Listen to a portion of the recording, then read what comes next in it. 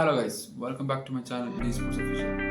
So Kerala Blasters vs North East United മത്സരത്തിന്റെ ഒരു പ്രീമാച്ച് ടോക്സും അതുപോലെ തന്നെ കേരള ബ്ലാസ്റ്റേഴ്സ് പുതുതായി നടത്തിയ ദുസൈൻ ലഗൌട്ടർ എന്ന് പറഞ്ഞ മോണ്ടനഗരൻ താരത്തിന്റെ സൈനിങ്ങിനെ കുറിച്ചുമാണ് ഈ വീഡിയോയിൽ പറയാൻ പോകുന്നത്.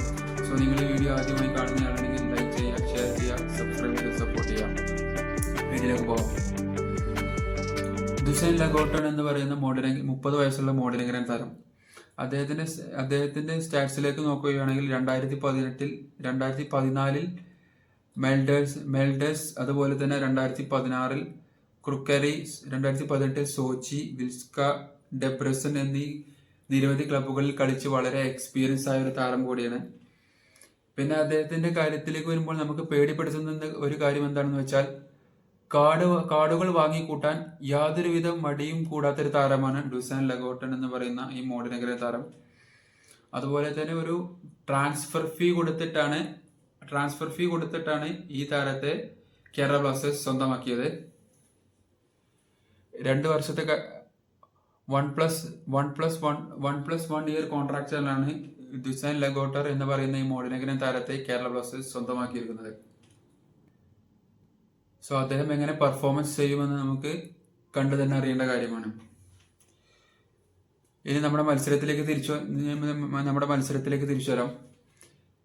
നമുക്കറിയാം, കേരള ബ്ലാസ്റ്റേഴ്സിന്റെ കോച്ച് TG പുരുഷോത്തമൻ 4-2-3-1 എന്ന ഫോർമേഷനിലാണ് കേരള ബ്ലാസ്റ്റേഴ്സിനെ ഇതിനു മുന്നേയുള്ള മത്സരങ്ങളിലൊക്കെ ഇറക്കിയിട്ടുള്ളത്. അതുകൊണ്ട് തന്നെ അദ്ദേഹം ഈ മത്സരത്തിലേക്ക് വരുമ്പോഴും 4-2-3-1 എന്ന ഫോർമേഷനിൽ തന്നെ ആയിരിക്കും ഇറക്കുക.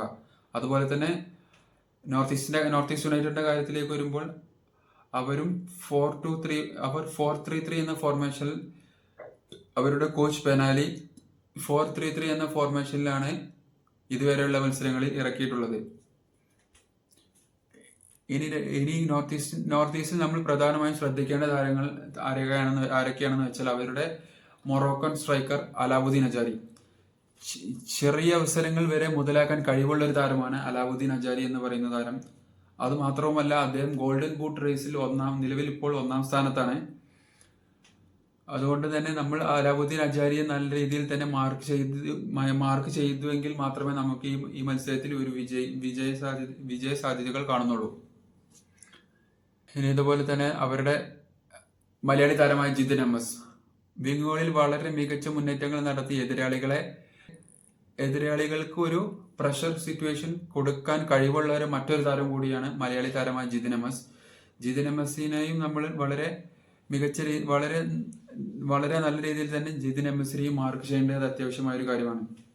ഇനി മത്സരത്തിന്റെ പ്രഡിക്ഷനിലേക്ക് വരികയാണെങ്കിൽ കേരള ബ്ലാസ്റ്റേഴ്സ് 2